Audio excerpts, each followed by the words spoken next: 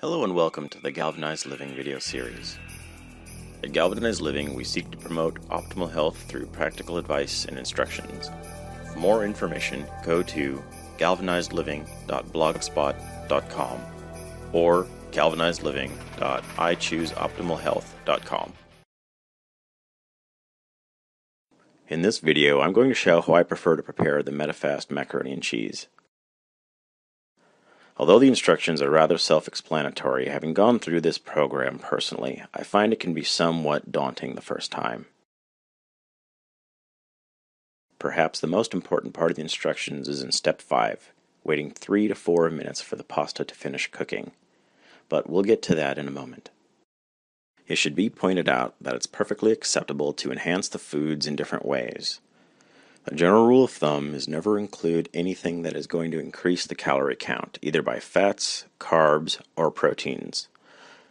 Likewise, it's not recommended you just add salt. I like to spice it up with cayenne pepper. It gives the mac and cheese a nice good kick. Feel free to use any brand of spices you like. Put the contents of the food packet into the bowl, then pour in the water.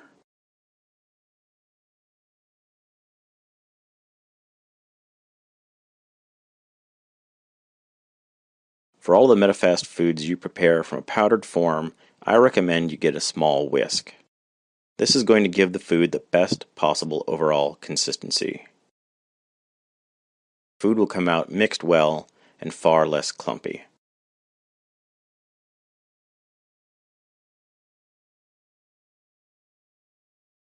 Here it is mixed. Now I add my seasoning before I cook it.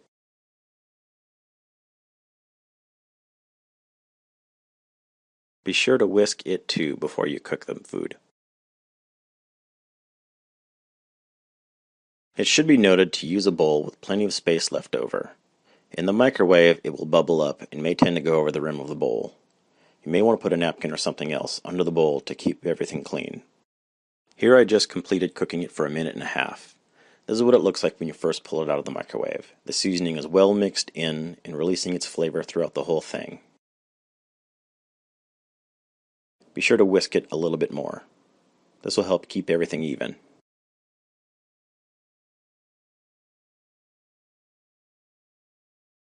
By the way, the bowl is going to be hot.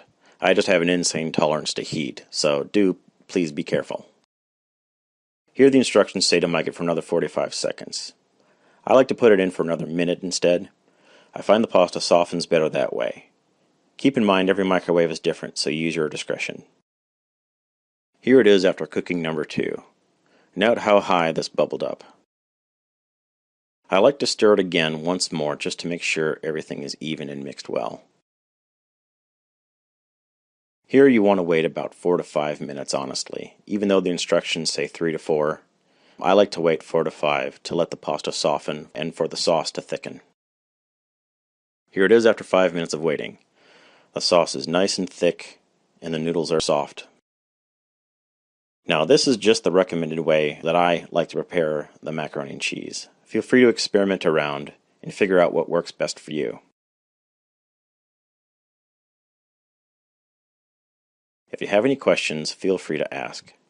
Thank you for your time, everyone.